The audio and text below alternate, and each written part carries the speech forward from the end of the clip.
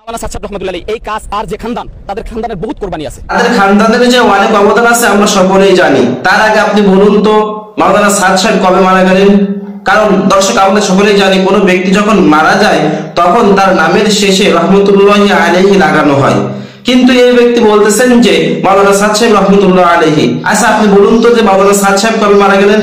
আর মাওলানা সাদ সাহেব রাহমাতুল্লাহ আলাইহি উনি দেখা যায় যে হযরত আবু বকর রাদিয়াল্লাহু তাআলা আনহুর বংশধর। আচ্ছা আমি মানলাম যে তিনি হযরত আবু বকর রাদিয়াল্লাহু তাআলা আনহু এর বংশধর। আপনি দেখতেছি আবার বলতেছেন মাওলানা সাদ সাহেব রহমতুল্লাহ আলাইহি। আচ্ছা মাওলানা সাদ সাহেব কবে মারা গেলেন এটা তো আপনি আগে বলবেন নাকি? দর্শক এই হলো তার অনুসারীদের অবস্থা। দর্শক আপনারা যদি বলেন এই ব্যক্তি হয়তো না জেনে বলেছে, এটা আমি বিশ্বাস করতাম যদি আমি এই সামনের কথাগুলি না শুনতাম। চলুন একটু সামনের কথাগুলি একটু শুনে আসি। ওনার হাত ধরে এই কাজ আসছে। এখন আমরা বাংলাদেশে বৈশা যদি কিছু এলেম অর্জন কইরা, ঠিক আছে, এখন যদি আমি বলি যে এই কাজ বাংলাদেশে আমি চালাবো, তাহলে এটা হচ্ছে কি আমার গাজর আমি কাজ করব। মানে বাংলাদেশের আলেম উলামা নাকি কিছু এলেম শিখছে আর সমস্ত এলেম শিখছে ওনার পীর সাহেব সাদ সাহেব। মানে একটা ব্যক্তিকে কতটা গুমরাহের পথে নিয়ে গেলে দর্শক এমন কথা বলতে পারে যে বাংলাদেশের যত ওলামায়ে কেরাম আছে তারা নাকি কিছু ইলম শিখছে। তো দর্শক এই সমস্ত গুমরাহী ব্যক্তিদেরকে নিয়ে আনিসুর রহমান আশরাফি হুজুর অনেক গুরুত্বপূর্ণ কিছু কথা বলেছে। আনিসুর রহমান আশরাফি হুজুরের কথাগুলি শুনেও যদি আপনাদের বুঝে না আসে তাহলে আমি আপনাদেরকে আর বোঝাইতে পারবো না। চলুন দর্শক আমরা সর্বপ্রথম দেখে আসি মাওলানা আনিসুর রহমান আশরাফি হুজুর কি বলেছে। আল্লাহর কসম, রব্বে কাবার কসম, কোন ষড়যন্ত্রকারী মুনাফিক এই পৃথিবীতে টিকে নাই। অতএব আজকের সাদ এবং তার অনুসারীরাও আল্লাহর কসম টিকবে না, টিকবে না, টিকবে না, টিকবে না ইনশাআল্লাহ, টিকবে না ইনশাআল্লাহ। কোন ঘাবড়ায়েন না, টিকবে না, টিকবে না। আমরা বললাম টিকবে না, টিকবে না। এটা ১৫০০ বছরের ইতিহাস, এটা ১৫০০ বছরের ইতিহাস।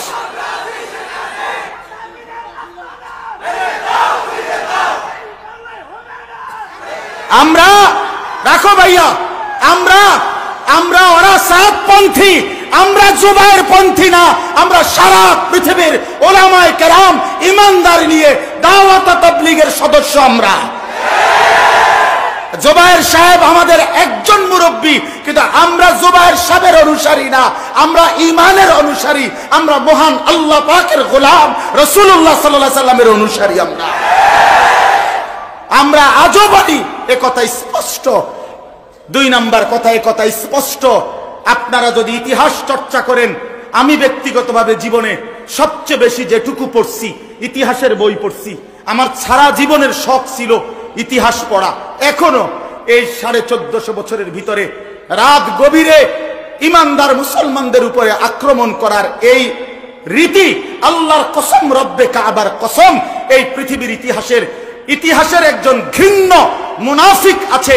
হযরত আলী এবং মুআবিয়া রাদিয়াল্লাহু তাআলা আনহুমার ২ জনের সাথে জঙ্গে সিফফিনের যুদ্ধ, যেই মুনাফিক সর্দার আব্দুল্লাহ ইবনে সাবা তার অনুসারীরা লাগাইছিল, ঝগড়া বাজাইছিল, ইমানদারের রক্তে জমিন ভাসাইছিল, আল্লাহর কসম ইতিহাসের বইতে আছে ওই মুনাফিক গোষ্ঠী রাত গভীরে ইমানদারদের উপরে হামলা করেছে। অতএব এটাই সত্য। 18ই ডিসেম্বর এই পরশু দিনের রাতে যারা অন্যায়ভাবে রাত গভীরে ঘুমন্ত ইমানদার মুসলমানের উপরে আক্রমণ করেছে, শাহাদাতের রক্ত ছড়িয়েছে, কলিজার খুন ছড়িয়েছে, তারা সাবাই গোষ্ঠী, তারা মুনাফিক গোষ্ঠী, তারা আব্দুল্লাহ ইবনে সাবার অনুসারী। এরা ইমানদার হতে পারে না, এরা ইমানদার হতে পারে না। তাবলীগের ২ গ্রুপে ঝগড়া লাগে নাই, তাবলীগ একটাই। তাবলীগ কয়টা বলেন? তাবলীগ কয়টা বলেন? তাবলীগ কয়টা বলেন? একটাই, একটাই। তাবলীগের ২ গ্রুপ না। তোরা তো বেটা তাবলীগ না, তোরা নিজেরাই তো বলো ৭ গ্রুপ বেটা। তো তাবলীগ করতে গাইলি তোরা বেটা? তাবলীগের লোক হইলে সাদের নাম বাদ দে, ডাইরেক্ট বল তাবলীগ। আমরা কোনদিন, আমরা এদেশের সাধারণ কেউ বলতে পারে, মিডিয়া বলতে পারে, বিভিন্ন শ্রেণী বলতে পারে জুবায়ের গ্রুপ। আমরা কোনদিন জুবায়ের গ্রুপ বলি নাই। আমরা দাওয়াত ও তাবলীগের সাথী, ঠিক কিনা বলেন না? আমরা ইমানদার, আমরা ইমানদার। অতএব তোমরা মুনাফিক, তোমরা আব্দুল্লাহ ইবনে সাবার অনুসারী। জঙ্গে সিফফিনের মধ্যে রাত গভীরে ইমানদার মুসলমানদের উপরে হামলা করেছিল এই মুনাফিক গোষ্ঠী। আজকে আবার সেই মুনাফিকের প্রেতাত্মা আবারও নতুন করে একই রকমের আক্রমণ করে ইমানদারের রক্ত ঝরিয়েছে, মুসলমানের রক্ত ঝরিয়েছে, আল্লাহর বান্দার রক্ত ঝরিয়েছে। আল্লাহর নবী সাল্লাল্লাহু আলাইহি সাল্লাম বলছেন, ওয়া কিতালুহু কুফরুন, কোন ইমানদারকে হত্যা করা কুফরি, কুফরি, কুফরি, নবীজি বলেছেন। অতএব তোদের ফতোয়া তোরা নিস, তোদের ফতোয়া তোরা নিস বেটা। এদেশের লক্ষ কোটি উলামায়ে কেরাম, তৌহিদি জনতা, সারা পৃথিবীর ইমানদার জনতা, আমরা নিঃসন্দেহে এই কথা মনে রাখবেন, সংখ্যাগরিষ্ঠ উলামায়ে কেরামের তত্ত্বাবধানেই দ্বীনের কাজ চলবে। বলেন, শাহাদাতের রক্ত ছড়িলে, শাহাদাতের রক্ত ঝরিলে ঈমান নতুন করে আবার জেগে উঠবে, দাওয়াত ও তাবলীগই থাকবে, আলমী সুরাই থাকবে, উলামায়ে কেরামই থাকবে, এই ভণ্ডরা থাকবে না, টিকবে না, দৈন্তান্নায় কান্না। অবশ্যই অবশ্যই টিকবে না, অবশ্যই টিকবে না। আখিরাতের শাস্তির জন্য রেডি হও, দুনিয়ার জিল্লতি আর অপমানের জন্য রেডি হও। 54 বছরের জালেম সিরিয়ার স্বৈর শাসক বাপ ফুত মিলে জুলুম করছে, 54 বছর পরেও 8ই ডিসেম্বর ভাগতে হয়েছে। 16 বছরের জালেম 5ই আগস্ট ভাইগা গেছে। অতএব 2 উইকেট পড়ে গেছে, বাকি উইকেট গুলোও পড়ে যাবে ইনশাআল্লাহ। 2024 সালে 2 উইকেট পড়ছে, বাকি উইকেটও পড়ে যাবে ইনশাআল্লাহ। 2024 সাল উইকেট পড়ার বছর। এবছর বোলিং ভালো হয়েছে, কররা বোলিং। এবার 2 উইকেট পড়ে গেছে ইতিমধ্যে। প্রথম উইকেট পড়ছে 5ই আগস্ট, দ্বিতীয় উইকেট পড়ছে সিরিয়ার বাশার আল আসাদের উইকেট 8ই ডিসেম্বর। আগামীর উইকেট নেতানিয়াহু, ইসরায়েলের ওই প্রধানমন্ত্রী, তার উইকেটও পড়ে যাবে ইনশাআল্লাহ। হ্যাঁ, সোজা হিসাব, মোদি কিংবা ইন্ডিয়ার কোন ষড়যন্ত্র বাংলাদেশের 1 ইঞ্চি জমিনে বাস্তবায়ন হবে না। একবার শহীদ সাইফুল ইসলাম আলিফ, অ্যাডভোকেট সাইফুল ইসলাম আলিফের রক্ত ঝরিয়ে বাংলাদেশের জমিন উত্তপ্ত করতে চেয়েছিল বেঈমান, আজকে আবার টঙ্গীর মধ্যে ইমানদারের রক্ত জড়িয়ে বাংলাদেশকে আবার উত্তপ্ত করেছে চেয়েছ।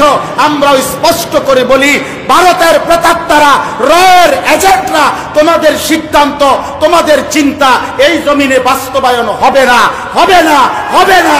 আমরা কলিজার খুন দিয়ে এই জমিন রক্ষা করব ইনশাআল্লাহ। বাংলাদেশ কালেমার জমিন, বাংলাদেশ কোরআনের জমিন, বাংলাদেশ ইমানদারের জমিন। এদেশে হিন্দু থাকবে, কোনো আপত্তি নাই। আবহমান কাল ধরে হিন্দুরা আছে, এখনো থাকুক, কিন্তু ইসকনের গুন্ডারা, সন্ত্রাসীরা এদেশে থাকতে পারবে না। ঠিক তেমনি ভাবে দাওয়াত ও তাবলীগের কাজ চলবে, কিন্তু সাদের অনুসারীদের কাজ এই দেশে চলতে দেওয়া হবে না, হবে না।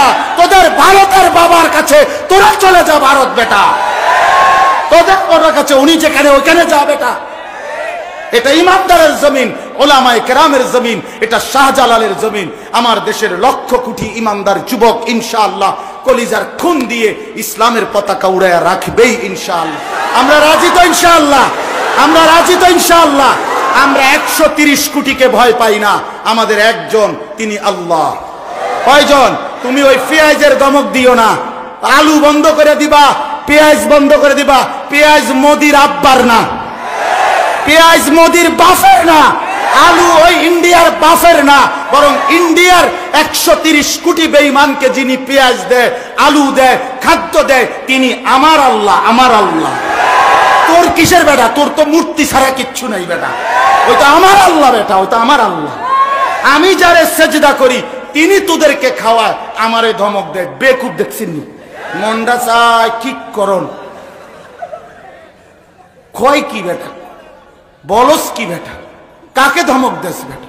আমার আল্লাহ খাওয়ায় ওদেরকে, আল্লাহ খাওয়ায়। অতএব ইনশাআল্লাহ আমরা এক কথা, আমাদের আল্লাহ বড়। কে বড় ভাই? বলো আল্লাহু আকবার। নওজোয়ান দাঁড়ায় বলো, দাঁড়ায় বলো, দাও স্লোগান দাও, দাও স্লোগান দাও, আল্লাহু আকবার, আল্লাহু আকবার, দাও স্লোগান দাও, জানাও, সারা পৃথিবীকে জানাও।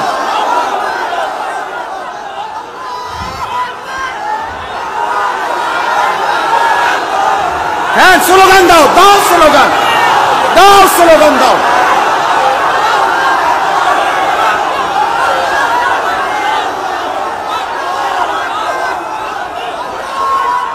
বসেন, এদেশ ইমানদারের জমি, এদেশের লক্ষ কোটি নওজোয়ান যুবক, আগামীর ইসলাম তোমাদের হাতে আমরা তুলে দিলাম ইনশাআল্লাহ। আগামীর কালেমার পতাকা বাংলাদেশেই উড়বে, শহীদ সাইফুল ইসলাম আলিফের রক্তের উপরে বিজয়ের পতাকা উড়বে।